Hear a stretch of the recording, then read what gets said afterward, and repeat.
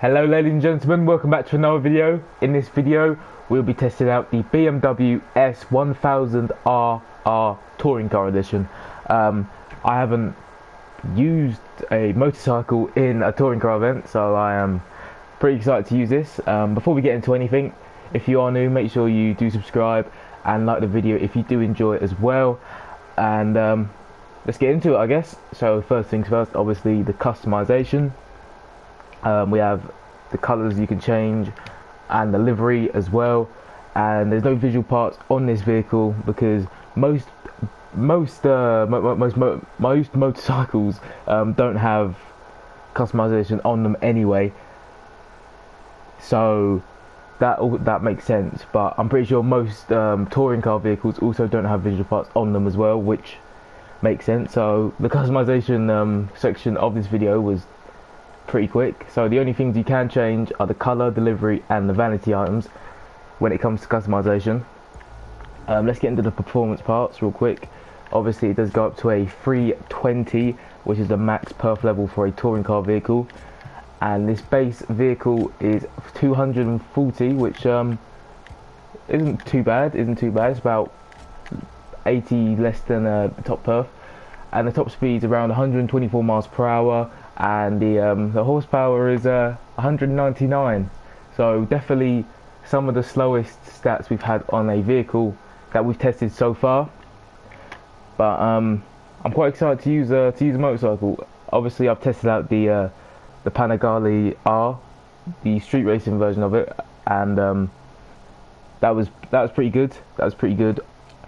And I'm pretty sure most bikes in this game are pretty overpowered in some sense, so maybe motorcycles are overpowered in touring car events as well, but I'm not sure. So now we know that this vehicle is a 240 base perf level and goes around to 124 miles per hour, its top speed, and its horsepower is 199. I guess we can get into an event, so I'll see you over there. Okay, we are at an event. The event is a 235 event and we are 240, so this is going to be pretty close to start off with, which I'm excited about. And yeah, I'm just curious to see what a bike would feel like on a touring car circuit. So we'll see how this vehicle actually feels. It feels weird not customizing a vehicle at all. Straight off the bat, it feels like a normal bike, but just with a little bit more traction. So hopefully it performs in this event, which I think it will. Okay, this is the base difficulty of this event as well. So this is on normal, and so far it feels quite smooth. I'll tell you that, it feels quite smooth. Wow, yeah. The turning is a lot more better than the touring car vehicle, like the actual touring cars. You don't have to slow down as much because bikes typically, except for that, bikes are typically they're more agile. But yeah, this feels pretty nice so far. It's reaching this top speed by quite a lot. It was supposed to be what, 125, something like that. It's definitely exceeded 125. It's going like 150. So top speed is definitely up there. Acceleration is pretty good as well. Brakes are also pretty good. This feels like a very nice car. I can't wait to test it with all 320 parts on it as well. And one thing I addressed as well, I'm not sure if the game sound in game is too loud or not. Obviously when I watch back the videos, it seems quite bearable, but I'm not sure. If you want me to change the game volume, turn it down a bit, comment down below so I can make adjustments. Any type of adjustments you want me to make the videos better, list them down below. I will look at every single comment. Any improvements you want me to make, anything to help with the channel, any games you want me to play, anything, if you just comment down below and I will try and address the issue. But going back to the video, this bike is definitely up there so far. As you saw, we were like, what, 15 seconds ahead of everyone, and we're only five perf levels above the rest. So it's very surprising, very surprising. And it just feels so much smoother than having a car in these events. It's the track just feels a lot more smoother. I don't know why, it just feels so much better. But yeah, I'm definitely liking this vehicle so far.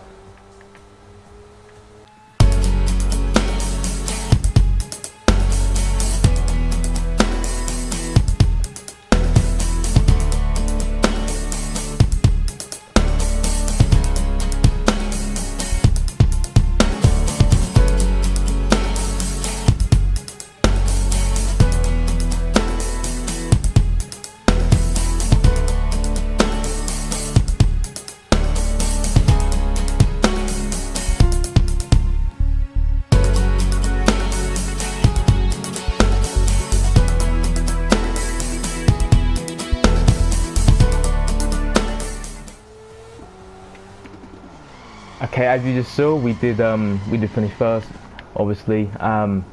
Finished first by about 20 something seconds, which is, it's just still surprising because this vehicle is just,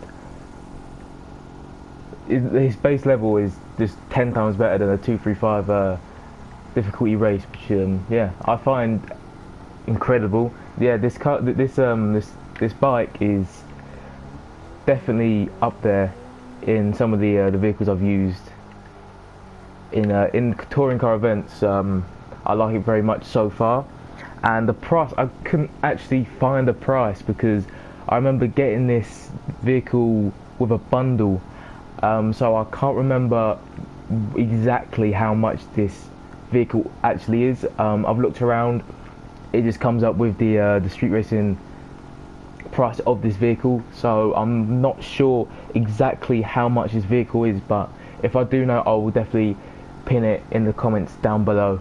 But now it is the favourite part of the video, where we put on all the 320 parts of this vehicle and we turn this thing into just a monster. It really is, but it's gonna just be amazing. So obviously you can go up to 320. I'm not sure what the top speed will be because the top speed was supposed to be about 125 last time, and it definitely exceeded that. So let's see what it is now. It got to about 150, 160 all the time, and I wasn't even using boost a lot of the time either. And as you can see, top speed is 217 miles per hour, which is about average for a touring car vehicle. Horsepower is 264, which is what, 130 more than the base level, which is also good. 0 to 60 in 2.2 seconds, which is one of the fastest 0 to 60 we've had on this channel so far. And then quarter mile in 8.83 as well. That's also pretty fast and one of the fastest we've had. I think maybe the fastest was the Agera. That was about it. And the brake distance from 60 miles per hour to 0 is 21.49. But yeah, this vehicle does look very nice to use. We're just gonna jump straight into an event. Obviously, with a touring car event, we can't actually go into an online event, so we're gonna have to do it against AI. But most people play against AI anyway, so if I can test how it is against the AI, then you can clearly see how well this vehicle is in game. So I'll get to an event and I'll see you in a minute.